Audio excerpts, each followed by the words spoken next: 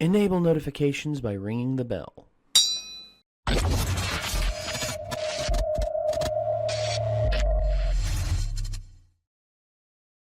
All these live-action remakes that keep happening, like classic Disney films. You had Cinderella, The Jungle Book, Beauty and the Beast.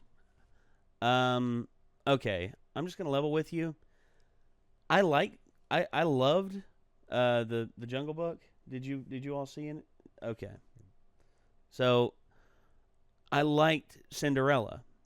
I watched it with some of my family members, and it was an effective retelling, and also it had like really good actors, and Cate Blanchett played the evil stepmother, and I was just like, that's actually very, very good, because she's I just love almost anything that she's in. Beauty and the Beast, I have not seen. I actually didn't really have that much interest in seeing it, because to me, I feel like the original is just like such a great film. Like, I don't know. It's hard to peg exactly why something, you don't want to watch some things. I mean, it had a lot of good going for it. Emma Watson, Josh Gad, Luke Evans. I mean, it had a lot of good stuff going for it, but it's just like, I don't know. And the critics talked about it, and I was just like, yeah, I guess I'm not going to watch it. Because critics were okay with it, but they said that effectively it's inferior to the original. And I'm like, okay. So, Heather, you said you take pride in the fact that you've seen a lot of Disney movies. No. Yeah. Except this one. Except the original 1991 version. I've seen like Cinderella, Of course. and I've seen like A Bug's Life. Is that Disney? Yes, Disney and Pixar. Okay. Have you seen Toy Story? Yes. Have you seen Monsters Incorporated? Yes. Have you seen WALL-E? Yes. Okay. So you've seen a lot of the Pixar Disney films. Mhm. Have you seen The Jungle Book? No. Okay. So what about Tarzan? Yes. Hunchback of Notre Dame? No. Okay. So some of the Disney Renaissance and some of the classic Disney we could go back to for Heather hasn't seen. I've seen The Lion King. Well, Lion King's like peak of the Disney If Renaissance. I hadn't seen The Lion King, like I would have actually been kicked out of this house. What about... No, you wouldn't have. Just kidding. What about Aladdin? No. Okay. Hercules. Little Mermaid. Yes. Okay. Actually, that's my favorite. Ah, Besides okay. Tangled. Fair enough. Okay, so those are some Heather hasn't seens that could come up here soon. I mean, you never know. Also, Heather, I have a proposal for you. No, not that kind of proposal. She's already got a new ring. A nose ring, that is. I guess so. Like, they could probably see a little twinkle underneath, and just be like, I got my septum pierced because I wanted to. Also, yes, I got a haircut because I wanted to.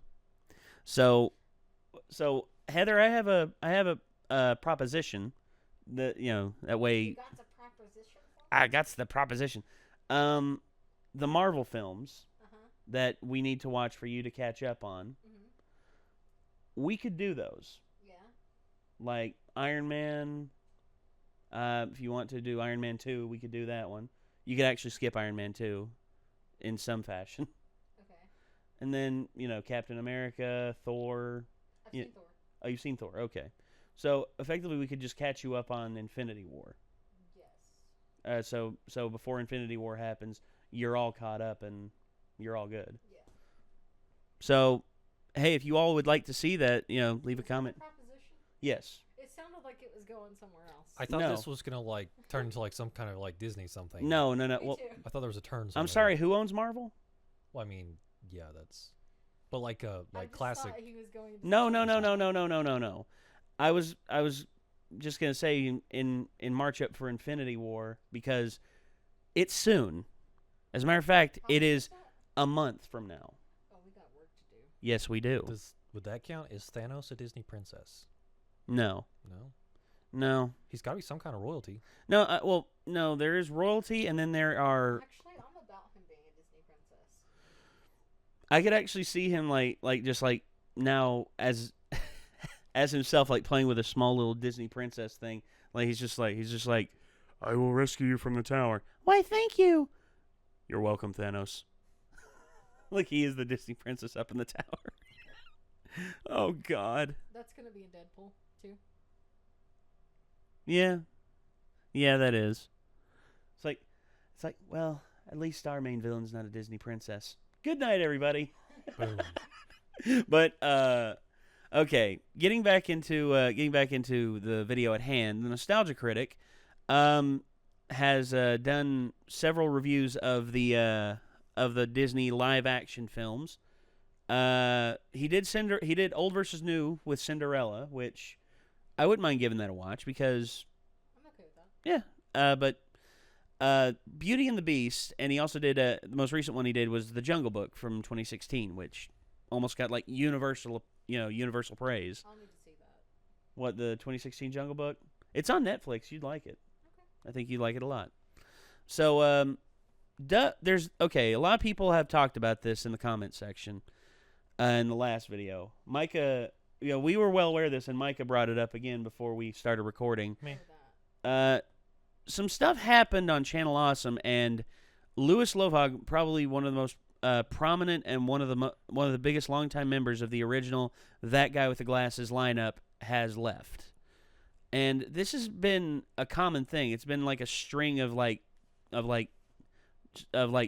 big departures. Like, for instance, I know you all probably won't know who any of these people are, but I know a lot of these people, like Lindsay Ellis, the Nostalgia Chick, Todd in the Shadows, Obscurus Lupa, but you all don't know. You all don't know.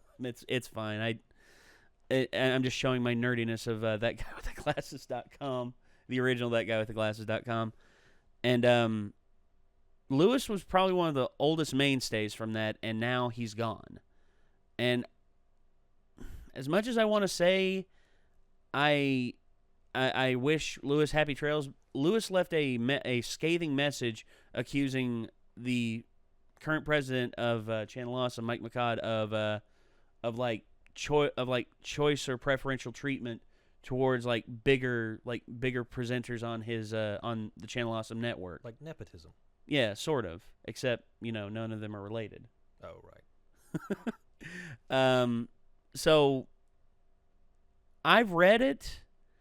I've also read comments made by other former Channel Awesome members, such as Obscurus Lupa, who actually said that Doug and Rob behind the scenes are not nice people.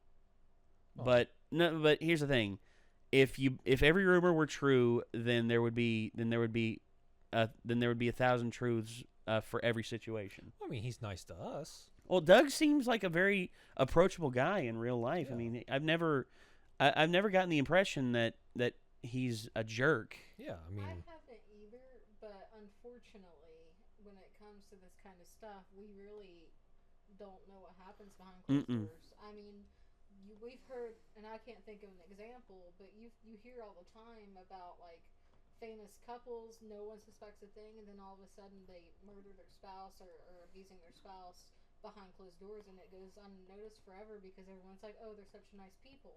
Well, that's one thing. That's we'll never know. well, you see that's one thing versus that's one thing.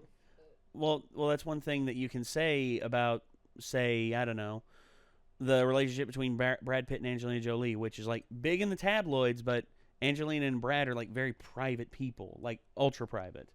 Whereas no idea anything about whereas Doug Walker is literally everywhere on the internet, vlogs constantly, and is always in the public eye.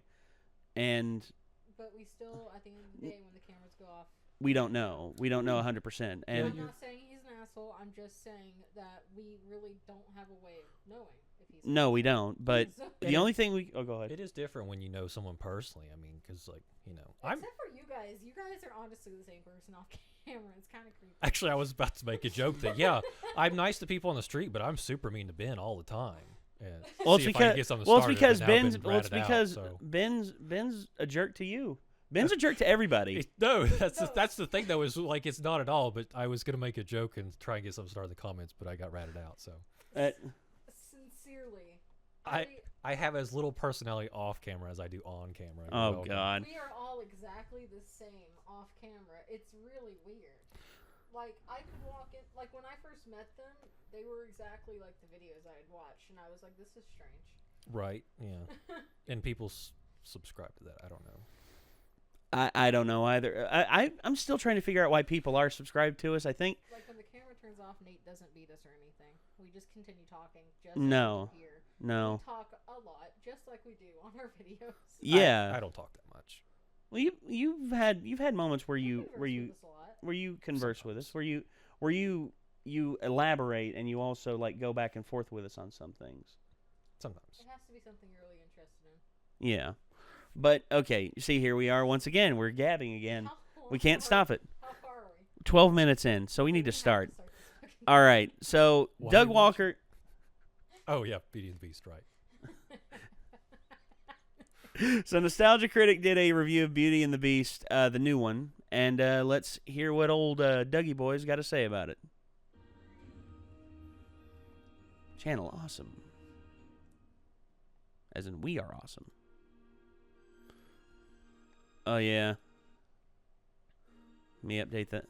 Hello, Tamara. That made such a big difference. Yeah.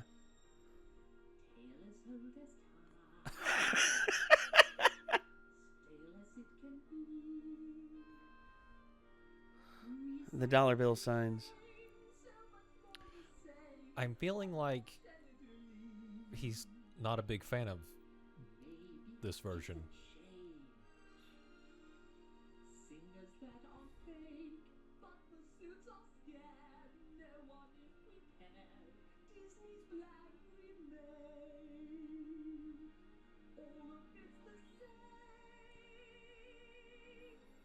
Crazy old Maurice. God.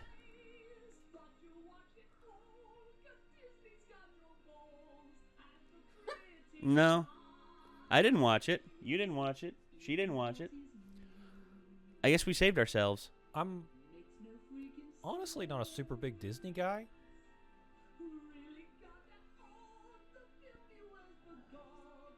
Not that big of a Disney guy, but I mean, I've seen all the like the old animated ones just because everyone has, but hmm.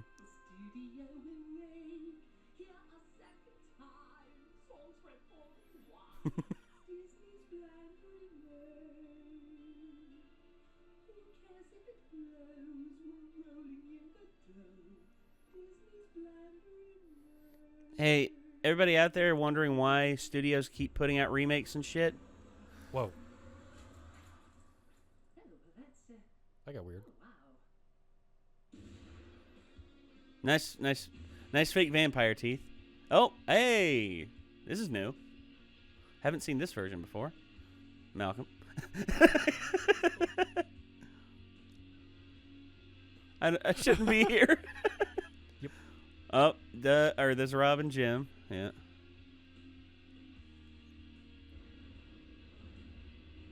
Fired Mahmoud. No. Nostalgia Critic. Well, I'm the Nostalgia Critic guy, remember it, so you don't have to. And welcome to the final installment of Disney live-action remake month. My favorite part of his videos are those wiggles. Is what? The wiggle. The Wiggle? Yeah. For the final one, let's talk about one of Disney's most beloved animated films, if not their most beloved animated film, Beauty and the Beast. With its amazing animation, stunning music, and unforgettable characters, it received a standing ovation at the New York Film Festival, was the first animated movie to be nominated for a Best Picture Oscar, yep. and is regarded by many to be one of the best animated movies ever, if not the best. Yeah. I know. remake that shit. I gotta. I noticed it. I was like, has been oh told shit. countless times. They range from quick children's cash-ins to unbelievably adult and mature to quick children's cash-ins. Despite it making a boatload of cash, audiences seem split on this remake. Some say it just told the same story minus the fresh take and joy. Others say it's a charming adaptation that captures the magic of the original. I say you're full of shit, Knox. Is there any You're wiggle full of room shit, for us Knox. purists that love the original so much? There's a lot to talk about, so let's get right to it. This is the live-action remake of Beauty and the Beast. Oh look, they changed the logo again. Remember when they used to be clever and unique? Even the slight changes to the Disney format are becoming formulaic. As before, we get a backstory about a selfish prince who threw parties for only the most beautiful people in white bedsheets. Oh, how divine, glamour, music, and magic combine. Wow, that singing is beautiful. Don't get used to it.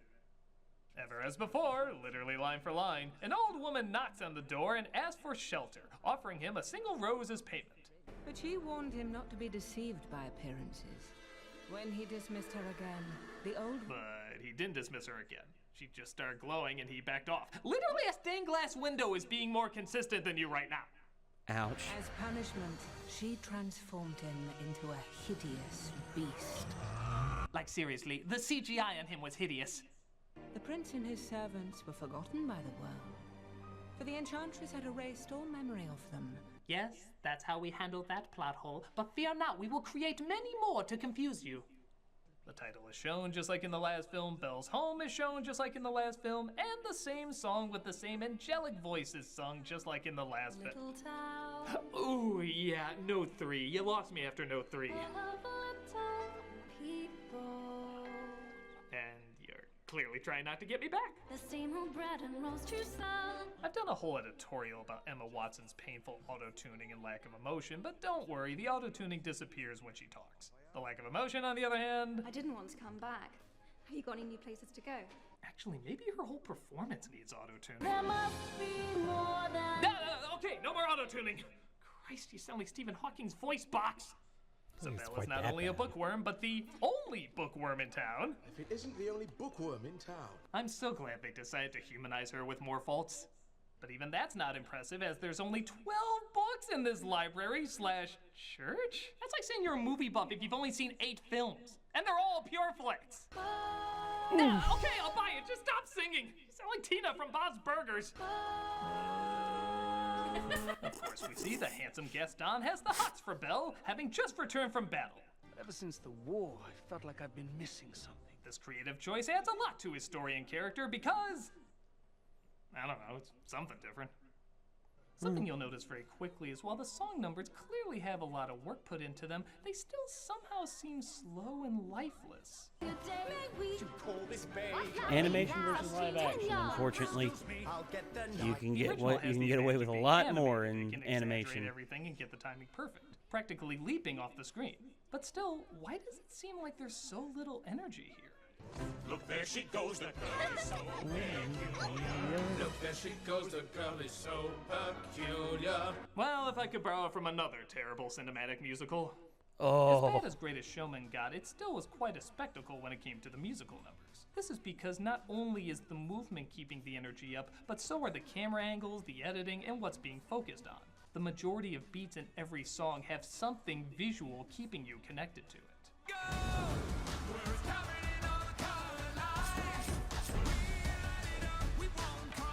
true. This Very is just true. people walking around, and it's shot, edited, and feels like people just walking around.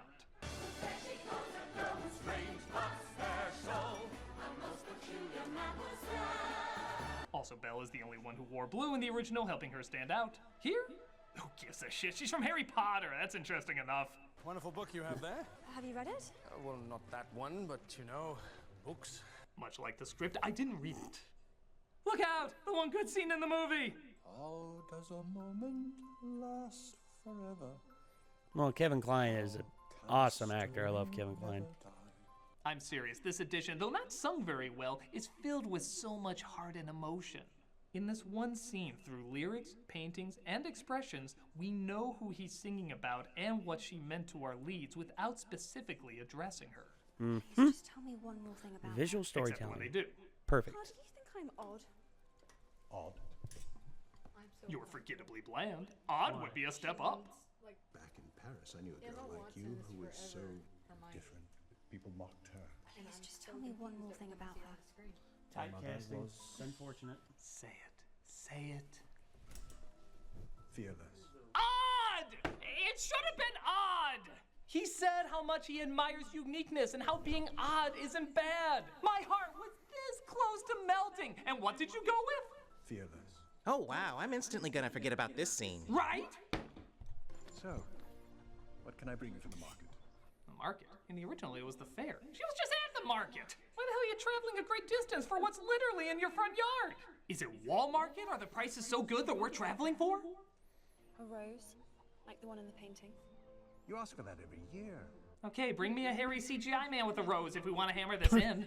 And so, to add even more dimension to humanizing Belle, she apparently invents the washing machine. Yeah, that's a thing. What's he doing? The laundry. Wow, Belle really is Jesus. In that Jesus invented the chair, clearly established in the Passion. Aren't these two popular enough you don't have to have them invent shit? Now, in the original, Belle is seen as odd because she's a bookworm that keeps to herself. But seeing how that was the kids' version and this one wants to be more adult, let's bell it out even more! What on earth are you doing? Teaching another girl to read isn't one enough. We have to do something. I'm gonna write up a plan to get her back, that is if I knew how to read or write! They do have an evil plan, though. They knock over her washing machine! And it's really not shot like a big deal. It's only a few seconds, they don't even focus on her looking angry. I actually feel more sorry for this guy. The attention seems to be focused on him. Why will people just let women use washing machines? My God, that sounds sexist, Beauty and the Beast. Gaston approaches Belle and suggests they become an item, but Belle turns down his wedding proposal despite him never giving a wedding proposal. Some of us have Oh my God. I'm never going to marry you, Gaston. I'm sorry. Now, of course, in the original, we see the beginnings of Gaston's cruel nature and Belle's frustration reaching her peak. Here it's just another scene. Yeah, look at how angry he looks in the original. He says Belle's gonna be his wife. He marches off super angry after getting this whole big wedding proposal thing put together. Here, there's none of that. He looks more like, I'm in the mood for nachos. Maybe pizza. No nachos. Belle even goes into her big Madame Gaston song, and it doesn't feel warranted. You see, time passed in the original, so you can feel the emotions rising even when they're not on screen. It also allowed for a location change, so you're not getting tired of looking at the same place for too long. But in this order, not only are we stuck in the village for longer than we need to be, but Belle just comes across as bland whining after bland whining. There's no break from it. I want adventure in the great white somewhere.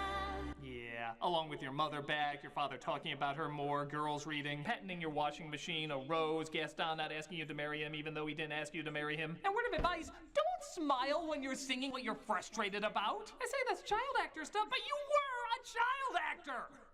Belle's father gets lost on his way to presumably the greatest market in the world and stumbles across the Beast Castle. He finds it's filled with all sorts of nightmare utensils, charming little friends, as he's intimidated by the place and escapes. Wait. Roses. I nearly forgot. I promised Belle a rose. I mean, sure, this place is haunted and I was fleeing for my life, but a rose! When am I gonna come across that? The Beast captures the father, though, as the horse goes back to Belle and she demands that she's taken to him. Pleasant weather, then horrendous winter? I must be in Chicago! Or Montana. Or East Tennessee. That's such a wide range of expressions from Watson, isn't it? In the animated one, she holds her father's belonging close to her and looks worried. Here, she doesn't even glance at the damn thing. It just looks like she's been asked a hard math question. What's the square root of 329? Oh. It gets even better when she finds her father. Or she's finally found a spell that she can't do. The film takes what was an emotional moment of fear and discovery and almost fast forwards through it. It's Look at the time it Leviosa. takes for every character to come to their decision. Belle has to think before offering up her life. Beast has to think before realizing he may have a way out of his damnation. The reveal of him is slow, letting her reaction sink in to what she's about to do. But that movie was an hour and a half, and this is but a mere 2 hours, 10 minutes. We gotta bullet point this shit! Quickly offering up her life. Punish me, not him. Check. Quickly revealing the beast. Check. Quickly having Beast realize what this could mean. Oh, we didn't even have time for that. Okay, whatever. Emotions are secondary in a romance. Why else would they show Beast and Belle together as little as possible? Not even kidding. Remember when the Beast sees her crying and feels bad and then decides to give her a nicer room while also being domineering? How he's trying to be sympathetic, showing some emotion, but losing it again when he brings up the West Wing, establishing a mysterious connection to it? Going back and forth establishing what a tortured character he is, trying to be kind but he's too filled up with anger from years of isolation. Making Belle's new environment all the more uncertain and frightening, making the danger, fear, and captivity feel all the more real. All gone! Yes, really. Now it's Cogsworth and Lumiere doing all that, because they didn't give them much time earlier for whatever reason. We don't even have a breakdown from Belle, realizing the sacrifice she made. She just walks blandly through the palace with no fear, no intimidation, no nothing. Oh, but don't worry though, the Beast is even less interesting. Even taking away how distracting his CGI is, even though it originally was gonna be makeup. It's like Superman's CGI upper lip, except it's the whole thing! But listen to this line from the original. Have you thought that perhaps this girl could be the one to break the spell? Of course I have. I'm not a fool. Well, guess who goddamn is? She's the daughter of a common thief. This beast hates that she's in a nicer room, roaming around the castle, and has to be told that she's the one that could possibly break the spell. You're making her dinner. You gave her a bedroom. It's the most ridiculous idea I've ever heard. Charm the prisoner. Okay, look, the other beast is a brute, but he still has some connection to an intelligent, It humanizes him when he's like that. This one's just a dumbass. He's not intriguing. He's just a blatant, smart. like, There's no sympathy, being so mean no just for the sake of being him. mean. Between both their lack of being invested in anything, I think the real couple I want to see get together in this is these two. Oh, speaking of, huh? The new one looks like garbage. I know, right? Now, okay, if they would have used makeup and like used like prosthetics to like make the beast work, I think it would have been awesome. But introduced to Mrs. Potts. God, I love how this movie is structured. As we're given, frankly, a confusing connection between the credenza and the wardrobe. Maestro, your wife is upstairs, finding it harder and harder to stay awake. She's counting on you to help us break this curse. Literally, that one line is the only thing that shows those two characters have a relationship. Do you follow it? Why is she tired? What does it mean that she's tired? Why is she upstairs? Don't they see each other or talk to each other at all? The place is big enough that they could work out something. We see her come to the balcony and the stairs seem big enough to support either of them. Why don't they see each other at all? You know, I already have one romance with a ton of plot holes I don't care about. Don't try to shoehorn in another. Belle is shown the dining room and we partake, of course, in the big showstopper, Be Our Guest. As the dining room proudly presents Our Leftovers, in every meaning of the word.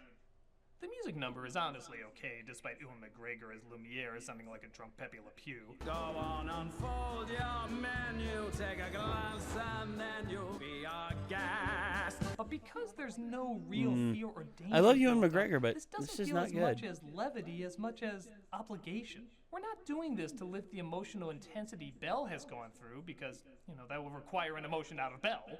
They're doing it because it'd be crazy not to do a song this popular. Plus, more creepy teapot faces. It's that uncanny valley, man. It's hard to. Drink out of you, or are you gonna drink out of me? That's kind of awkward. I don't understand why you're being so kind to me. Surely you're as trapped here as I am. Why did you need that weird cut? In the original, she says, that was great. Why don't we look around the castle? It was an easy segue. It would have been easy to have that before she walks through the rooms of sculpted tentacle porn to the West Wing. Damn it. Oh my god! It looks just like the other rooms. I mean, come on, you remember how destroyed that room looked in the original? It was kind of like, whoa, what happened in here? But because the rest of the castle already looks like architectural clutter, this isn't the least bit jarring. I dare even say, the West Wing looks nicer than the other rooms in the castle. Dibs on the West Wing! But look out, an angry beast with hastily rushed lines! What are you doing here? What did you do to it? Nothing. Do you realize what you could have done? You could have damned us all! Get out of here! 7 seconds. From him appearing to her leaving, 7 seconds. Don't get me wrong, the original wasn't that long either, but look, they're absorbing their actions, taking their time. What they say and do actually has weight to it, amounting to at least a bare minimum of 30 seconds. That's over double the time of this one. You'd think in a longer film they could have expanded on that, but no, they actually make it go quicker. Friggin' quicker! How does this film somehow go faster and slower at the same time? As you'd guess, Belle I is don't cornered know. by wolves and the beast saves her. Belle's incredibly emotional animation is now replaced by a glance down. Whoa, be careful, that was a whole facial muscle you just used there! As we cut to, well, something new at least, Gaston trying to help Maurice find Belle. Where is Belle? The beast took her, and she... There are no such things as beasts. I'll just be honest, I'm not entirely sure what Gaston's end game is here. He didn't believe Maurice, so why did he think he would find Belle? Did he even believe she was gone and not at home?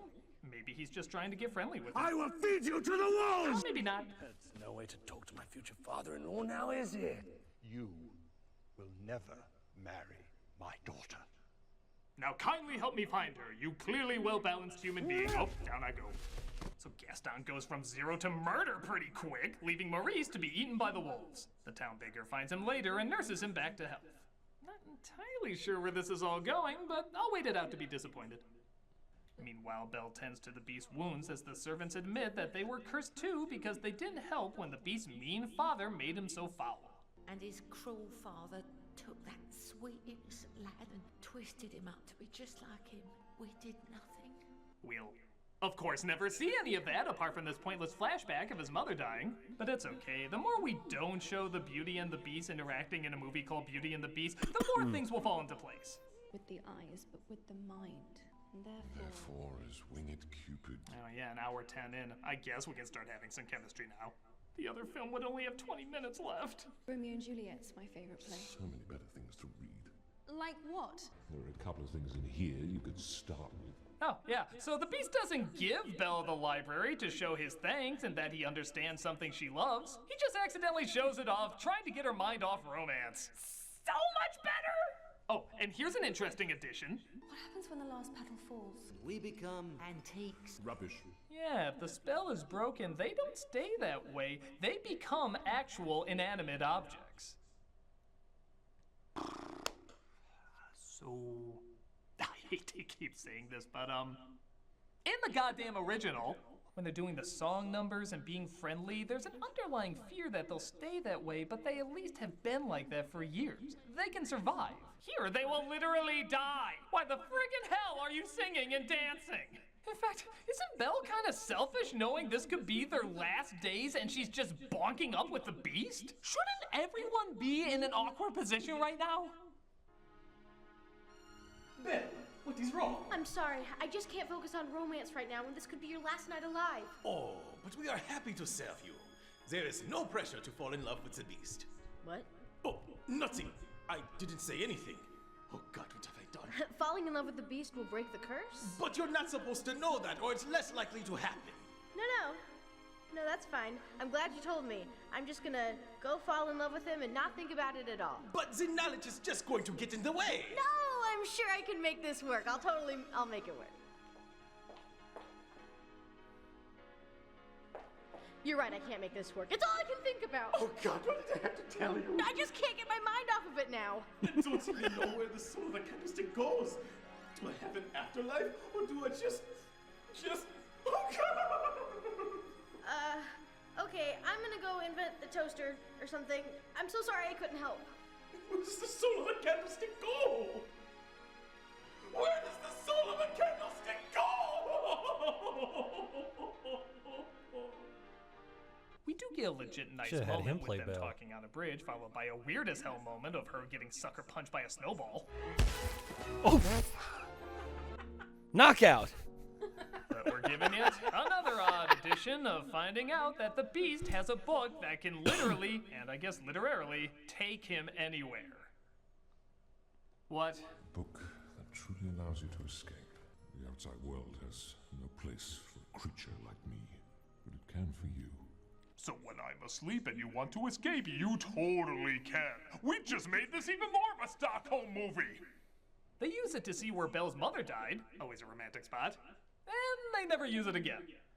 You know, wasn't that the idea of the mirror, the only window to the outside world? Now that window turned into a goddamn United Air flight. True, they don't treat dogs well, and that could be an issue, but I think you can still go places where there's little to no people. Isolation my ass, I'll gladly get turned into a beast if it means I can literally go anywhere in the world. But nope, let's stay here and awkwardly do our ballroom scene that feels more like 2 third graders being forced to hold hands. Yeah, this scene was pretty romantically laid out in the original, wasn't it?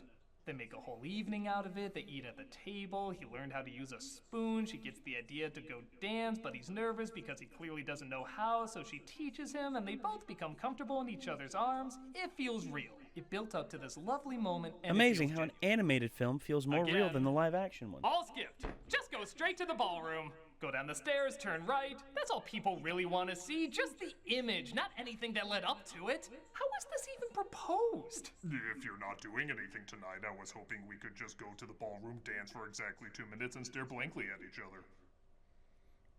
But it'll lead to this shot. That means we're in love now. Great plan, by the way, to have currently one of the greatest living singers in your movie and have Emma Thompson sing your big song. As the sun will rise, I'm sure McDonald couldn't top that. God, you're a bad movie! Belle sees through the mirror, though, that Gaston is having her father locked up. Not to get Belle to marry him, but just to cover his tracks for trying to kill him. That is so much better. Wait, it's bullshit. It's bullshit! He's in trouble. Maybe we must go to him. Wow, again, barely even thought about it. This is actually kind of amazing. Look at the same scene in the Good Movie. He was told he was dying. He looks at the rose, thinks for a moment, on the verge of tears. He then tells her she can go. He realizes what he's giving up, but he loves her so much he's willing to make the sacrifice. This sounds more like an office favor. Hey, I need a digital copy of this, and Frank is the only one with a scanner. We must go to him. Okay, I'll CC you on this. You must go to him. No time to waste. And that's why I'm having you go on horseback and not the magic book that can take you anywhere and bring him right back. Easily solving 2 problems. But then we couldn't have the Gimme Oscar song. I know she'll never leave me. Kind of ironic, seeing how Disney stole the Oscar from Disney. The song itself is okay, despite it not being very well sung. And I'll even give credit to the Kill the Beast song after Belle convinces everyone the Beast is real. Hear him roar, see him fall, but we're not coming home till he's dead. It's well edited, well shot, and keeps the energy very high. For the first half.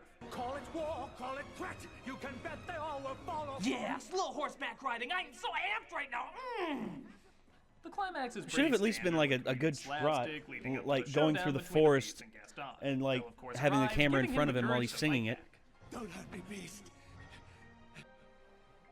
I am not a beast. Granted, I have no other name in this. Even the woman I love calls me Beast, but I just don't like the way you say it. Gaston gets one last shot before falling to his death. The living objects are turned into inanimate objects, and Belle confesses her love in front of the Enchantress?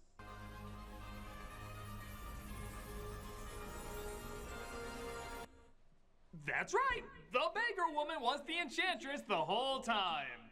And on top of transforming the Beast and everyone back to normal, well, mostly normal, this blink is weird. She also gives the townspeople back their memories. Oh yeah, it looks like some of them have friends and family in that castle that she kept separated for years and years. It's just what I remember. I do. This is a goddamn messed up lady. She's gonna punish the servants with death if the Beast doesn't fall in love. She erased all memory of government, kept families apart, pretty much altered this entire world, and for what? So they could learn overcoming prejudice comes down to beastly violence? So she could let another selfish asshole ruin things while she watches and does nothing? That dude served in war too, why wasn't he given the Beast treatment rather than just watching him die? Her secretly viewing this doesn't make her an all-knowing angel, it makes her a friggin' psychopath! She is a goddamn psychopath! This movie is messed up. But happily ever after, I guess. Tee-hee, ha-ha, everyone's so happy, just forget the mayhem and terror that bestowed us Christ. And look, the best singer actually gets the finishing song up, not quite. Oh, okay. I love Emma Thompson, but Chad McDonald, you got this voice to contend with. But she got the last note, bitches! And that was really hard to get through.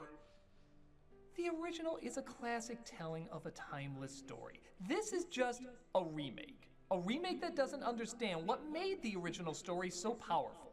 While While it's shorter and arguably simpler, every choice plays a part in driving the character's motivations. The emotions feel justified and earned. This one just changes things that don't need to be changed, didn't add enough to make it its own thing, and sped up parts that needed to remain slow. It's as if the story is still there, but the wrong parts are focused on, leading to something that looks familiar but feels false. If you enjoy it, more power to you, but I can tell you, this is a beast I don't think I can ever learn to love. Thank you for watching Disney's live-action remake month, and I gotta tell you, after seeing all these animated classics turn into these live-action abominations, I gotta see some cartoon that's put to live action done right. That's not it, is it? Okay. Okay, I'm actually kind of glad that Elena and Ben were not here. Why? Elena loves this version. That makes what I was thinking so much worse. What?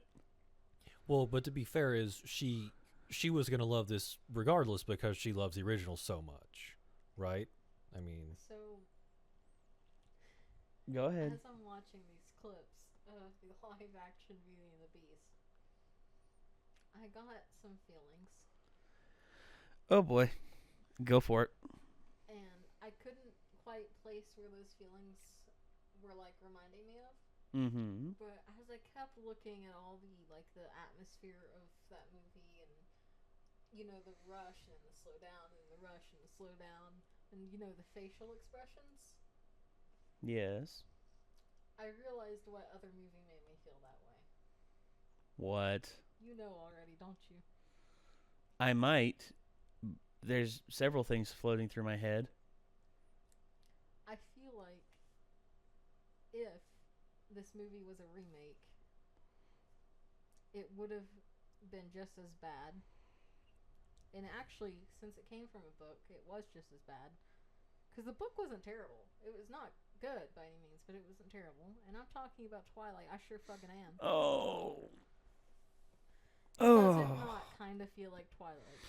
With okay. With song. I don't know jack about Twilight. Okay. I've seen all of them. I know there's a Jacob and an Edward. The best one was the third one. Eclipse was actually I almost will say this. Eclipse passable in a lot of areas, but other areas not so good. But I do agree. Dawn was what the fuck. No, I didn't watch the first one. I watched the second one. What? How did that happen? Just wondering. I didn't want to watch it. But how did you end up watching Breaking Dawn and not? Well, I didn't watch Breaking Dawn Part 1. I did see Breaking Dawn Part 2. The reason I watched Breaking Dawn Part 2 is because a girl that I was dating at the time wanted to watch it, and I managed to wriggle my way out of going. She wanted to do a refresher on Breaking Dawn Part 1, and I'm like, nope. The thing that fucking sucked about Breaking Dawn was they could have really made that pregnancy and the birth scene be really fucking cool, and they just fucking did not take any of. They could have made this look awesome. They could have made the whole series so much better if they had done that pregnancy and birth right, because it would have been like, holy shit, that was intense. But no, it was really stupid. And it doesn't help when you have Kristen Stewart's blank face. Yeah, it's kind of like those shirts, that Darth Vader one. It's angry, sad, hungry, and all that. That's pretty much, you could do the same thing with Kristen Stewart. Angry, in love, hating. Just There's one scene in Twilight that's actually one I like, and it's all the way at the end, and it's specifically because it's the only part in the whole fucking movie where you feel like something's happening, and it's in this dance studio, and she's on the ground, and he's it's in the and she's like, no, you're not, because my boyfriend's about to bust through that door because he just suddenly knows where I am. But I don't remember that scene very well, but I remember that being the only part where I was like, okay, now we're watching a movie a little bit, kind of meh. So my takeaway from all that is that this is Disney And Star Wars is now Disney. So if we want more emotion in these things, we need to take a Darth Vader helmet and put on Emma Watson and have James Earl Jones do the line. Oh God! I actually, could you imagine James Earl Jones like doing the singing? I think that'd be amazing. Like auto-tuned James Earl Jones. That'd be hilarious. No, we know Emma Watson's a good actress. No, I've seen her in stuff. What the hell is this? No, I've seen her in stuff where she's actually really damn good. I mean, hell, the Harry Potter films where she was a child. She's so good. She was amazing in those. She had such good presentation. She had such amazing performances. And then we get to this, and it's just like, Which did might this? not be her fault. No. A lot of people want to blame bad acting on the actors. It's the director. But a lot of the times it is the director. Case in point, Hayden Christensen is actually not a bad actor. Yeah, you heard me right. He's not a bad actor. Who's that? Anakin Skywalker from episode 2 and 3. Everyone said that his acting was so terrible, and he was like, Is he the in my opinion guy? That's him. Yes. Okay. First off, I will say this: 2 films I did watch him in around the time that the Star Wars movies were coming out. Life as a House, which, strangely enough, also starred Kevin Kline, who played Belle's father in this. He played Hayden Christensen's dad in that. Hayden Christensen's dad was dying of cancer, and before he died, he actually wanted to remodel this house that he'd had for God knows how long with his life savings, and it was actually really good, and his Hayden Christensen does a good job in that. And then Shattered Glass, where he actually plays like disgraced news writer Stephen Glass, who made up stories to sell papers effectively. And both those performances were really good. And then you get his acting in Star Wars Episode 2. I hate sand. It's all coarse and rough, and it gets everywhere. It's like, I hate sand too. I don't mind it. Well, I like the beach. I hate sand because of reptiles. Well, I know because of what it does to reptiles, but I don't mind sand. It's just that acting was terrible, and it's because the direction that I guess the direction that that George Lucas gave is just like, it's just like, okay, read this line. It's like, I can't make this sound emotional, George. He's like, just read the damn line. I hate sand. It's all what? I have a proposition. What's that? You know how we have Renegade Masterpiece Theater, but then we also have Renegade Masterpiece Theater? Yeah. Can we do Twilight? I was gonna say if you recommend that, because we'll just riff the hell out of it. Oh, it would be hilarious. We get Ben, we get Elena. Micah, you gotta be there. Do I have to? You don't have to, but honestly, it's gonna be like Mystery Science Theater 3000. We're just gonna riff the shit out of it. Oh, okay. We're just gonna be like, wow, that line was read with the passion of a freaking wood plank. Thank you, Kristen Stewart. Literally immediately. I know you want to. Like, I want to. Oh God! Now, but unfortunately, Ben is not here. If you didn't know. Neither is Elena, and we got shit to do. So, Doug. Okay, Doug's opinions on this. I know. Elena and Ben will probably disagree with a lot of the stuff Doug brought up, but seeing how Doug presented it versus the original, right. I mean, I got to agree with Doug, because Doug, I mean, he brought forth the evidence of the past film, because the past film had such good. I can't believe I'm saying this. Had such good, like, emotional storytelling, like the characters emoting and like you seeing like their actions had ramifications and all that. And it's just like in this one, it's just like, oh, she went into the room. Grr, get out of room now. It's like they forgot that the environment and the movement on the screen means just as much as what they're saying. Yeah. It's visual storytelling. I mean, that's why it's not an audio podcast. I mean, that's like having a song and just having the lyrics and not the music to make you feel. There's some songs sung a cappella that's not bad, but yes, but I'm talking like just any song if you just take the music away. Well, any popular song that you know for the music then and the be lyrics, a yeah. poem, right? I'm mad that you're right. I mean, or it could just or it could just be like noises, because half metal songs out there, I don't know what the hell they're saying. I don't even think they're saying the lyrics that they put in the little booklet that's in the CD case. They are. No. I like metal. No, listen to some Cannibal Corpse. If Corpse Grinder is actually saying the words that the lyrics are, I would be very surprised. Okay, I'll see. Okay. I can understand it very well because that used to be my favorite type of music. Well, I like it too. I like death metal and metalcore and all that, but it's just like okay, if you're gonna try and do lyrics with it, at least try and make the lyrics somewhat cohesive and presentable. I mean, I couldn't understand half the stuff, but that's me. I mean, if you could understand it all, more power to you. But back on and tying it back into this, I mean, the actors are saying the words, but I don't believe them. Yeah. That's it. That's just like these wannabe gangster rappers who come up and just say, "I killed a fool yesterday." I'm like, no, you didn't. No, you didn't.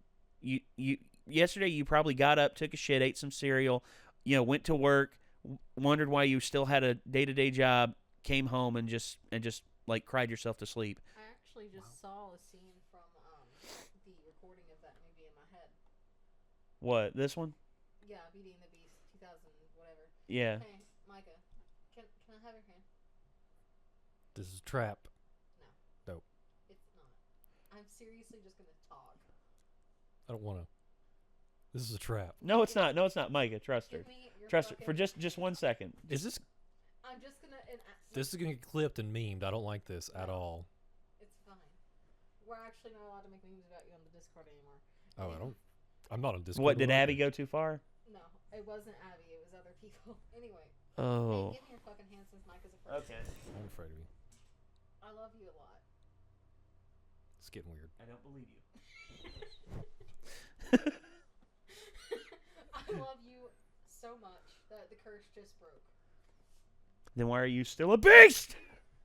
Can I move back over there now? No. I don't wanna be in between all this when it's going It's down. just This Jeff. romance, you feel it? Yeah, Do you feel yeah. it radiating off of us? Micah, we have the chemistry of empty vacuous space, as in no fucking chemistry at all. Still too much emotion for me. Still too much. Okay. Deadpan. I have no response. Micah's like, whoa, calm Whoa, down. Micah, whoa, this is getting Micah, weird. Micah, I have no response for that other than See myself out. what? Okay. So, ladies and gentlemen, this was the Nostalgia Critic Beauty and the Beast 2017, and I agree with pretty much everything Doug said in this. And I would like, and honestly, I might watch the remake of Beauty and the Beast, maybe, just as like to pass the time, because it's available on streaming services and everything. I might just give it a watch just to see like if it's as bad as Doug's shown here, and which I'm pretty sure it will be.